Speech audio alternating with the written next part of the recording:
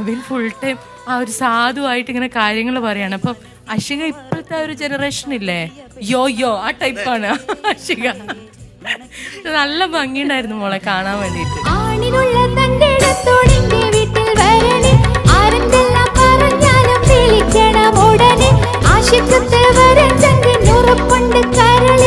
കാണാനുള്ളൊരു ചന്തം കൂടി ഉണ്ട്, രണ്ടാളും നിന്ന് പാടും. ഈശലിന്റെ കുളിർക്കാറ്റായി മനസ്സിൻ പൂവറയ്ക്കുള്ളിൽ തഴുകിയ പെണ്ണാളെ എൻ്റെ ഇണക്കിളിയായി കൂടെ വരാമെന്നും പറഞ്ഞെന്നെ കൊതിപ്പിച്ച പുന്നാരേ, എന്നെ ഉണപ്പിച്ച പുന്നാരേ.